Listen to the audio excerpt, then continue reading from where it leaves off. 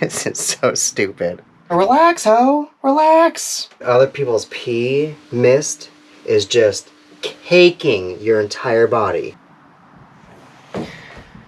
This has to be one of the dumbest things I've ever thought up. I'm Preston, sailing my 1988 Catalina 36 around the Pacific Northwest with my stupid cat. I have 3 teenagers and a few years left until freedom hits me like a rock in the face. Join me and my shenanigans as I learn the ropes and make plenty of mistakes, gearing up for the day I can sell all my crap and sail off into the sunset.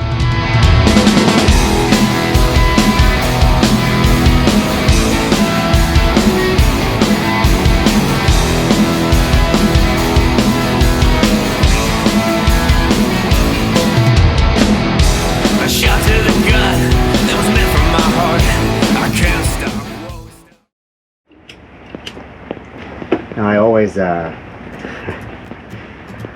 feel like, especially when it's cold and when I have no one around to go on the boat with me, it's always hard to convince myself to go out. So I have super exciting news. I got a new hoe. She doesn't say a whole lot. She's the kind of the quiet type. She doesn't really help out a whole lot, but that's understandable. I mean, she's new to sailing. She's still learning. It'll take her a while. The best part about this whole thing is my kids have already accepted her into our family. Yeah, she needs a few braids here and there. I'm gonna get creative with this hair, actually. When you set your mind positive and set it to what you want ends up finding you. We're just gonna spend a week in the harbor here because the sun goes down too early for us to really... No, I got it. Just relax. Just sit back and enjoy yourself. I think she feels bad. She feels like she's not helping out a whole lot, but there's really nothing she can do. She's never been on the boat before, so... Keep telling her, relax, ho. Relax.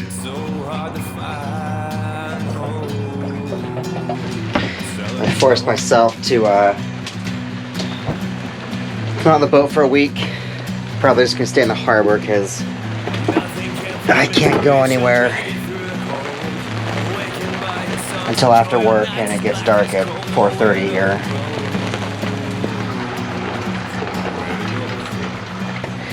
It's raining, are you surprised? That's alright. Barbecue sauce that's a year old and open doesn't go bad, does it? Want a chip? Ho's in the bow, taking a little nap. She's getting her eyes all dead. I think it's been an exciting day for her. One of the negative things that I'm going to change out is this is the Fisher Panda control unit. It has been forever since I've been on the boat. I decided for the tree lighting in Gig Harbor this year, the public dock fills up with tons of boats, all lit up with Christmas lights. It's pretty cool. I've never been here on the dock before during that time, so I've moved over here a few days early. It's really cold, it's freezing. I haven't put anything away yet because, you know, priorities. Playing Guild Wars 2 these days with my kids. It's been a real blast. If anyone wants to join us, look us up. Our guild name is Luke's Diner. You know, the worst part about living on the boat in below freezing temperatures, going to the bathroom, when you pee, you see all the hot steam just go everywhere. Even when you're sitting down, it goes up between your legs and it's just wafting right up to your face. And if you stand, it's even worse. You see it going everywhere. And it's like, that's when you realize, even when it's not cold, every time you go stand in front of a urinal, dude, other people's pee mist is just caking your entire body. Not just your area down there. It's going all up to your face. Disgusting. Absolutely disgusting.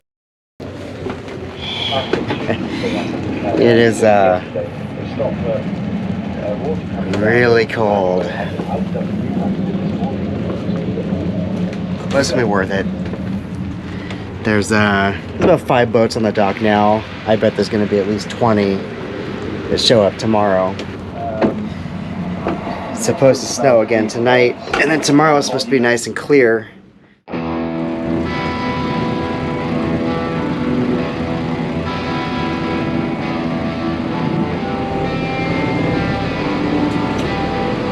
I do this even when I have more than me on the boat, but especially single-handed.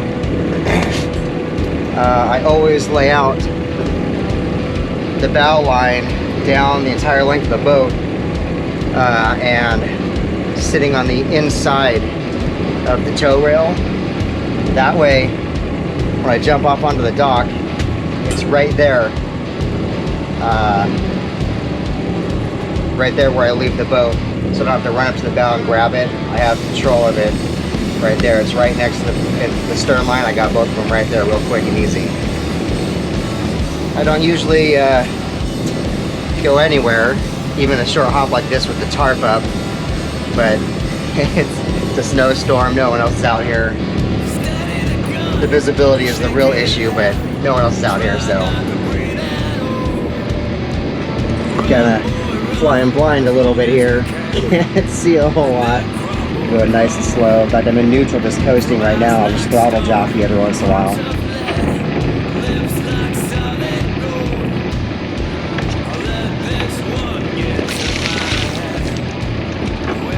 Apparently I don't have a cigar cutter.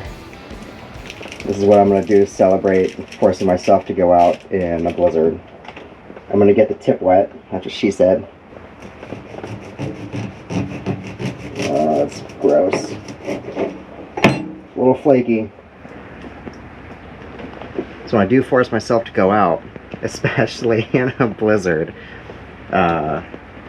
as soon as I'm on the boat, man, I'm totally glad that I forced myself to go out. But it's so hard when you're at home and you're comfortable. It's hard to force myself to remember that I'll be super happy as soon as I step foot on the boat and I'm out there. I think that's part of minimalism. I don't know if it really is for everyone else, but it is to me.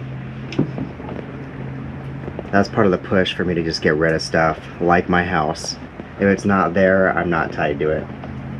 And then I'll have more freedom with less things tying me down to live my life.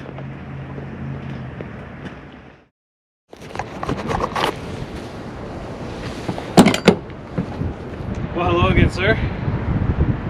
Long time no see. Clara has been talking about going in. Dude, is that still my poop can? Is that the poop can? Matt? Yeah, we sprayed Matt in the face with the poo. Oh, I didn't even realize you were recording. You got a YouTube channel. And which, Okay. yeah, you're gonna be on it now. All right. Yeah, and I left it there, and I was like, I'm not touching it now because all that poo went down that way. It's still there. It's still there. I love it. Yeah. I saw it there last time I was out, and I thought, huh, what's that can of beer doing there? But No, I didn't touch it. no one wanted to touch it Nobody after it went wants through the river. Nice.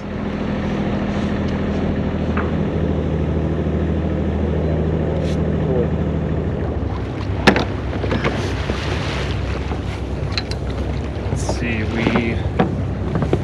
we don't have a downhaul to pull the pole down, so we might have to rig something up. But let's just see what happens.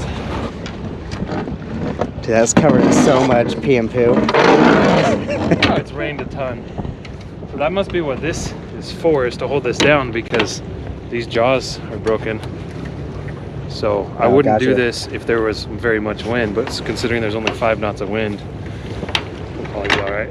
And if not, we'll just have a lot more fun. So basically, we pull the head sail out, clip this close to the clew. Right. First, stick it out.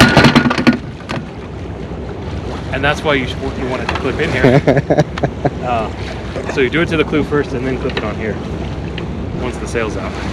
Well, let's just see what happens, just for fun.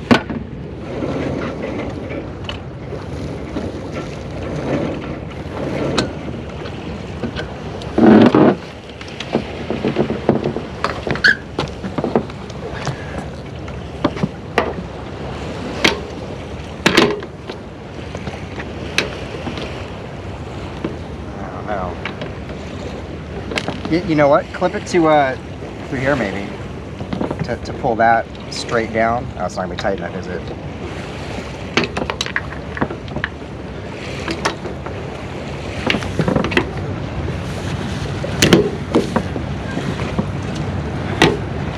Well, let's see what happens.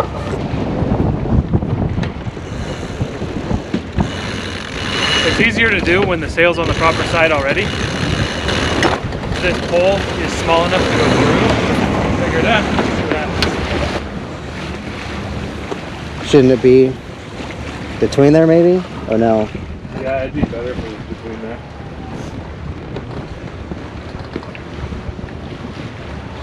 It also needs to be longer. Yeah, to keep it out there.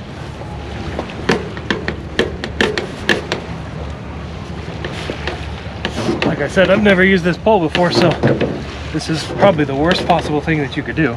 But you know, we're sailors, so that's what we do.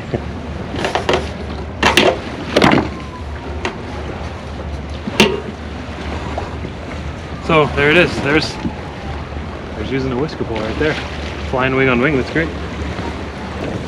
So flying wing on wing is one of the hardest angles to sail because you got to keep both sails full. So you're doing a pretty good job. Having the pole up really helps, otherwise you have to figure out how to balance it by yourself. See, I don't do this whisker pole crap. My idea of sailing is one sail going 3 knots with beer. Well, didn't you fly wing on wing back from Edmonds? I did. See how it's just flapping up and down right now, spilling off. And our helmsman needs to come more to the right. It's really deep at the point there, so you don't have to reduce it too much. Is it? Have you even looked? Yeah, it's like I don't think I've ever seen you look at it. Well, actually, it's about right now. Yeah, it's about 80 feet all the way up to the shoreline. I've been keeping an eye on it because I'm like. See, I don't have any of that fancy crap. So I use paper charts still. This guy has got like a map loaded into that, or his whatever. Hey, it came with the boat. Yeah, and you're always calling these boats pigs, man. This is the easiest boat sail. None of the other boats sail this easy. 43, 42, 41, 40. They sail nice. They're just not fast downwind. Not as fast as We're at 33. my last boat, which I was used to. It's gonna be fun when we hit that edge and it only goes to 10. That's what I'm saying. It is fun sailing this close to the. Whenever you hear that sail flapping, it means you're just a little bit too much to the left. All right. Keep going toward the shore. Just It's keep your doing boat, that. man. No, there's plenty of space for us right now. It is fun sailing this close to the shore. Good work, sir. Sir, Brand new sailor. we can.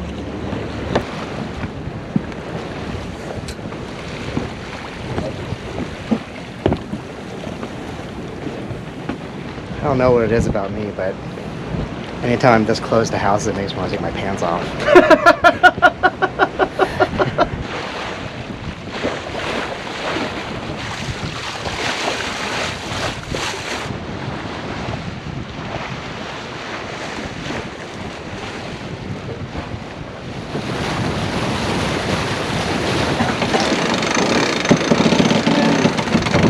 I didn't see that at first.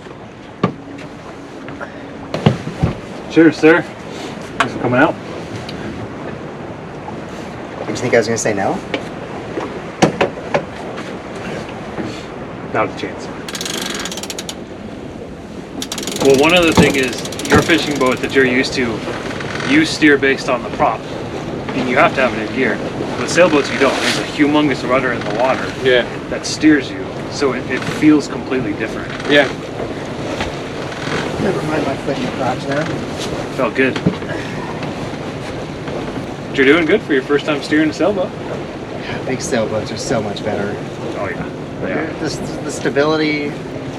So my first boat was a little 23-footer, North American Spirit 23.